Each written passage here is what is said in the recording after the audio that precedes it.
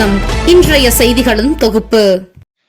கோவை மாவட்டம் பொள்ளாச்சி கேகேஜி மஹாலில் நடைபெற்ற பொள்ளாச்சி மாவட்ட பொதுக்குழு மற்றும் சட்டமன்ற தேர்தல் ஆலோசனைக் கூட்டத்தில் KMDK பொதுச் செயலாளர் ER ஈஸ்வரன் MLA அவர்கள் கலந்து கொண்டு புதிதாக பொறுப்புகள் வழங்கப்பட்டவர்களுக்கு கட்சி துண்டு அணிவித்து வாழ்த்து தெரிவித்தார்.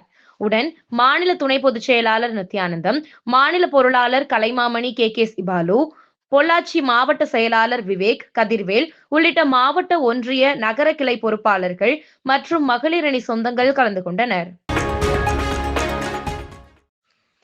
தமிழ்நாடு அரசால் கொங்குநாடு கலைக்குழுவின் நிறுவனர் மற்றும் கொங்குநாடு மக்கள் தேசிய கட்சியின் மாநில பொருளாளர் கலைமாமணி KK சிபாலு அவர்களுக்கு கலைமாமணி விருது வழங்கப்பட்டது. அதற்கு கோவை மாவட்ட காராளவம்ச கலைக்குழு சார்பாக கோவை மாவட்டம் பொள்ளாச்சி நல்லப்பா மகாலில் பாராட்டு விழா நடைபெற்றது. சீனாவில் குதிங்கால் வலியால் அவதிப்பட்டதாக கூறி சிக்லீவ் எடுத்த அன்று சுமார் 16,000 ஸ்டெப்ஸ் நடந்ததாக சென் என்ற ஊழியரை பணிநீக்கம் செய்தது நிறுவனம். அதற்கு எதிராக வழக்கு தொடர்ந்து ரூபாய் 14.79 லட்சம் இழப்பீடாக பெற்றுள்ளார் சென். மருத்துவ ஆதாரங்களை சமர்ப்பித்ததால் வழக்கில் வென்றுள்ளார். ஊழியரின் அனுமதியின்றி CCTV ஆப் மூலம் கண்காணித்தது பேசுபொருளாகியுள்ளது.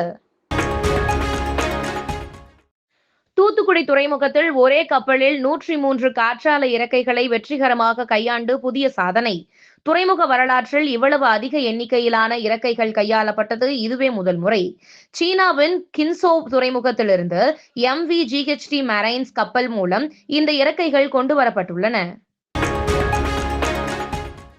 5 ஆண்டுகளில் இல்லாத அளவில் நடப்பாண்டில் 3ஆம் காலாண்டில் 4.3 விழுக்காடு வளர்ச்சியுடன் 18 மில்லியன் ஸ்மார்ட் போன்கள் விற்பனையாகியுள்ளன.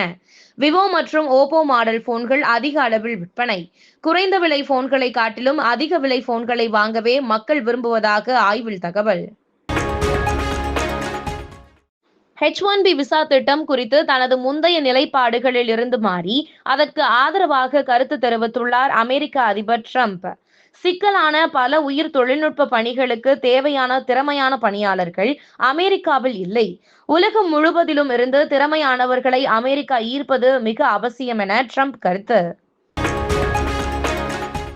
உலக துப்பாக்கிச் சுடுதல் சாம்பியன்ஷிப் போட்டியில் இந்தியா மேலும் 2 வெள்ளிப் பதக்கத்தை வென்றுள்ளது.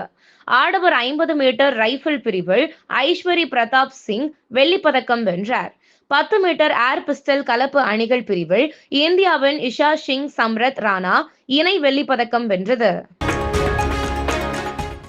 சீனாவின் தென்மேற்கு பகுதியில் சமீபத்தில் திறக்கப்பட்ட பாலம் இடிந்து விழுந்ததால் பரபரப்பு. சீனாவையும் திபெத்தையும் இணைக்கும் வகையில் கட்டப்பட்ட 758 மீட்டர் நீளம் கொண்ட இந்த பாலம் மலைப்பகுதிகளில் ஏற்பட்ட நிலச்சரிவால் இடிந்து விழுந்ததாக தெரிவிக்கப்பட்டுள்ளது.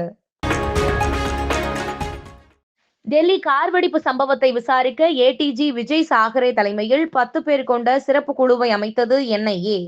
தீவிரவாத அமைப்புகளுடன் தொடர்பு உள்ளதா உட்பட பல்வேறு கோணங்களில் விசாரணையை தீவிரப்படுத்துகிறது NIA. இயக்குனர் பிரபு சாலமன் தயாரித்து இயக்கிய கும்கி 2 திரைப்படத்தை வெளியிட இடைக்கால தடை விதித்தது சென்னை உயர்நீதிமன்றம். கும்கி 2 படத்தை தயாரிக்க 2018ஆம் ஆண்டு வாங்கிய ரூபாய் 1.5 கோடி கடனை பட வெளியீட்டுக்கு முன்பு தருவதாக ஒப்பந்தம் செய்த நிலையில் பணத்தை தராததால் வெளியிட தடை கோரி சந்திரபிரகாஷ் ஜெயின் என்பவர் வழக்கு தொடர்ந்தார். மேலும் இதுபோன்ற செய்திகளுக்கு KMDK லைவ் சேனலை லைக் பண்ணுங்க, ஷேர் பண்ணுங்க, சப்ஸ்கிரைப் பண்ணுங்க.